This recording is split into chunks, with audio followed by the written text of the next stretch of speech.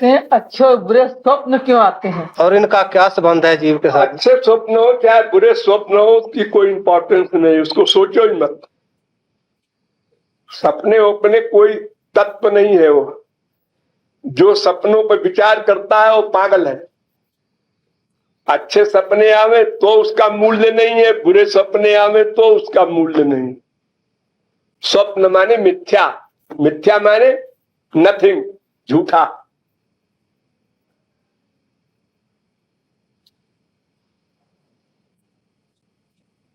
जैसे पागल आदमी हो जाता है तो उसकी क्रियाएं जो होती हैं वो सिस्टमेटिक नहीं होती।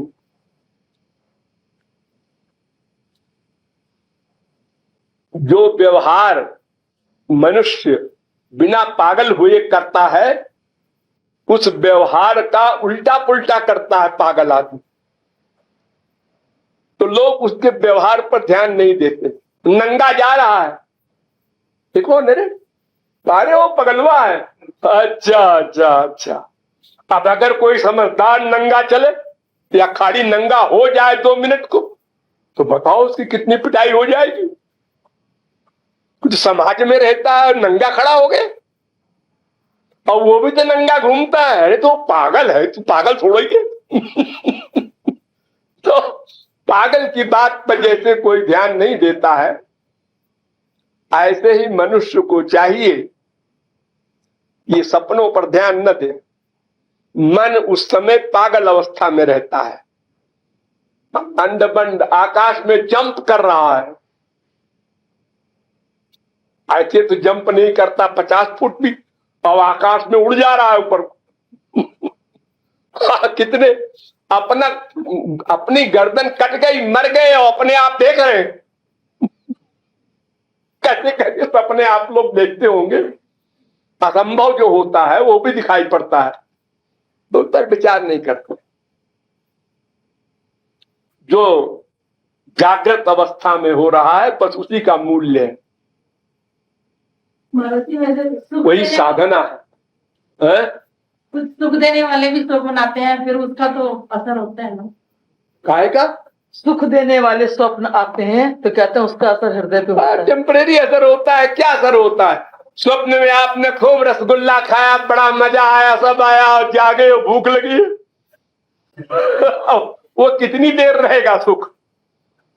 जब वो जानता है कि मैं सपने में राजा बन गया था और तमाम नौकर चाकर हमारे थे और ये था वो था वो था और बड़ा सुख मिल रहा है सपने में, और जब जागा अरे मैं तो भिखारी हूं, अभी भीख मांगने जाना है, तो क्या सुख उसका काम करेगा?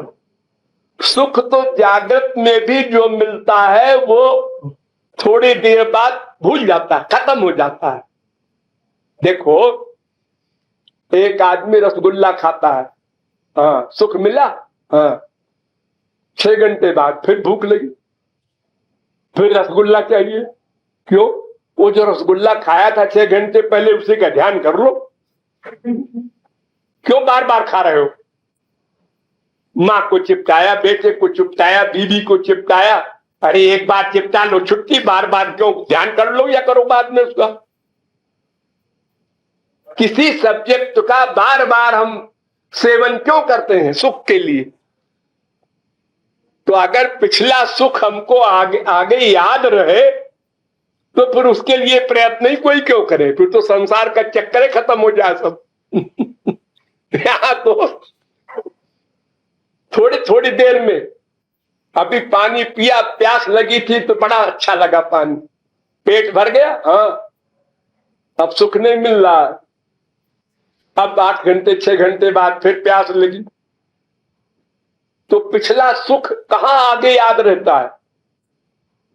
लोग कहते हैं ऐसा, जो कल साहब बड़ा आनंद आया, वहां गए थे मसूरी, साहब था ठंडा, बड़ा मौसम अच्छा, और वहां साहब होटल में गए, फिर वहां रसगुल्ला खाया, बड़ा आनंद आया। अच्छा तो आनंद वो याद है इस समय? हाँ तो फिर ठीक है, अब इस आज तुमको रोटी न मिले तो भी उसी आनंद को याद कर लेना। ये नहीं हो सकता, तो सब भूल गया, खत्म हो गई बात। पिछला सुख आगे याद नहीं रहता, उसकी फीलिंग नहीं हो सकती। इसीलिए मनुष्य बार बार उसी चक्कर में पड़ता है, माँ के प्यार, बाप के प्यार, बेटे के प्यार, बीवी के प्यार, उसी में बंधा हुआ है कि 5 इंद्रियों के सुख के लिए। वरना एक बार एक इंद्रिय से एक विषय भोग कर ले, बात खत्म, नमस्ते कर ले उसके बाद। ऐसा नहीं होता। कामना है आनंद की, और आनंद की कामना के प्रति बुद्धि जब जब जो जो डिसीजन देगी तब तब उसकी हम कामना करेंगे। देखने की, सुनने की, सूंघने की, रस लेने की, स्पर्श करने की, जिस जिस सेकंड में बुद्धि का जैसा डिसीजन होगा वैसे हमारे मन का अटैचमेंट कम ज्यादा होगा। सबसे ड्राइवर टच भी हो जाते हैं ना, कभी जब टच हो जाते हैं तो फिर वो दिमाग में घूमते रहते हैं। क्या हो जाती है? कई बार सपने सत्य हो जाते हैं तो वही बात दिमाग में घूमती रहती है। हाँ, तो वो जो निशाना मारना नहीं जानते अब ऐसे ही मारते रहते हैं, उनका भी कभी कभी लग जाता है निशाना। ये तो बाई चांस है।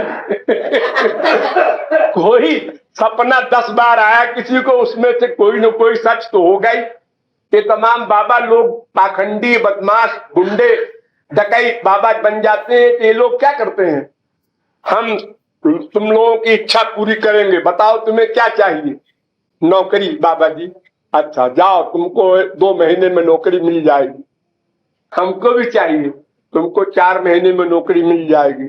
हमको भी नौकरी, तुमको 6 महीने में मिल जाएगी नौकरी। अब उसमें 2-4 को तो मिलेगी। वो प्रयत्न कर रहा है, उसको नौकरी कहीं ना कहीं तो मिलेगी। अब वो आया, उन्होंने कहा बाबा जी आपने आशीर्वाद दिया, हमको नौकरी मिल गई। तुम भी जाओ, हमको नौकरी मिल गई है, बाबा जी ने आशीर्वाद दिया। अब उसके यहाँ भीड़ शुरू हो गई सब मूर्खों की। अब उसमें जिसको कामना पूरी हो गई उसने कहा बाबा जी बड़े सिद्ध हैं, और जिसकी नहीं पूरी हुई वो अपना चला आया, उसने कहा हमारे भाग्य ही खराब हो गए। तो ऐसे ही कोई सपना सही भी हो जाए, अरे क्या सपने में दुख मिलेगा या सुख मिलेगा? तो जागने पर भी या दुख मिलेगा या सुख मिलेगा। तीसरी चीज क्या है? जो सपना भगवान देते हैं या महापुरुष देते हैं किसी विशुद्ध पूर्ण शरणागत भक्त को, वो सही होते हैं। वे लोग भी देते हैं सपना, लेकिन वो ऐसे वैसे अधकचरों को नहीं देते। पूर्ण सरेंडर शरणागत भक्त को देते हैं। बाकी जो सपने मन से अपने आप आते हैं तेरा मिथ्या, वो सही हो जाए तो होने दो। हिम्मत मानो कि अब की जो सपना आया कल वो भी सही है, ऐसा नहीं।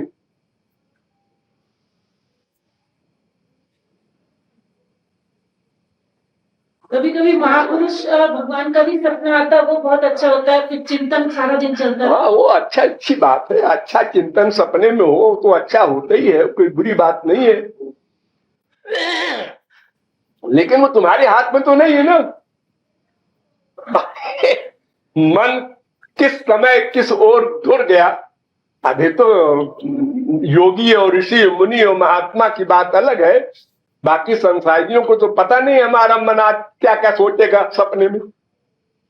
अच्छा भी सोच सकता है तो अच्छा रहेगा उस दिन, तो अच्छा सोचा हो तो खराब सोचा है तो उस दिन थोड़ी सा असर पड़ेगा उसका, थोड़ा, ज्यादा नहीं। बुद्धिमान को तो बिल्कुल नहीं पड़ेगा, लेकिन मूर्खों को थोड़ा असर पड़ेगा। बुद्धिमान तो जानता है कि वो मिथ्या वस्तु है, उसको सोचे नहीं गलत। सोचने को मना किया है शास्त्रों ने, उस पर विचार मत करो। अगर अच्छे का विचार करोगे तो बुरे का विचार भी होगा। अगर तुमने ये सोचा कि आज हमारे लिए ऐसा सपना हुआ था कि हमको कोई रुपया दे गया और जागृत अवस्था में भी हम पा गए रुपया, सच्चा सपना है, और कल को फिर कोई तुम्हें सपना आया और जागृत में उल्टा हो गया तो फिर टेंशन हो जाएगा तुमको। और हर सपने का भावार्थ लगाते फिरोगे। जैसे ज्योतिषी लोग 5 चक्कर लगाते हैं भविष्य पूछने वाले, हाँ 8 अंगूठी पहने रहते हैं, ये तांबे की, ये लोहे की, ये उसकी, ये शनि के लिए है, ये मंगल के लिए है, ये बुध के लिए है। सारी जिंदगी भागते रहते हैं ज्योतिषियों के पास। मूर्ख लोग, बस राधे राधे बोलो और किसी के चक्कर में न पड़ो।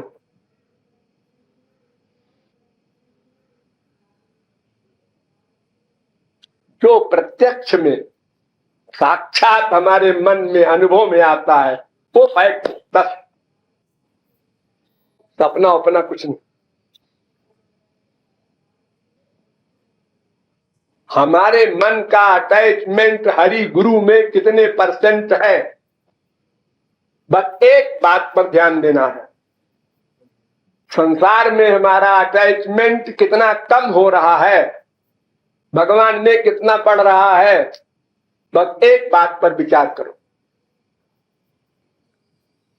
बस वही बुद्धिमान है।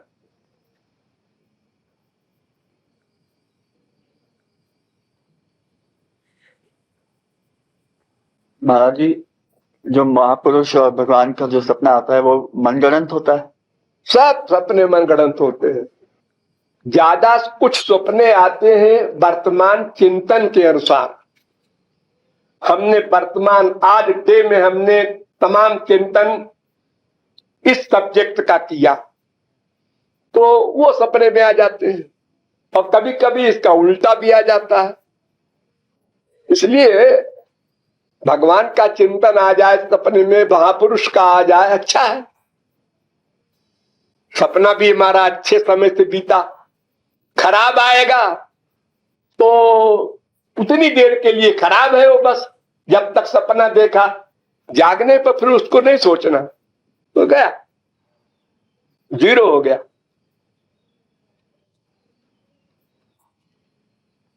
बहुत कम लोग हैं जो सपने पे विचार करते हैं। अरे रोज आप लोग सपना देखते हैं, कहां विचार करने बैठते हैं? क्या क्या देखते रहते हैं अंड बंड, तो अपना काम धाम कर रहे हैं सब।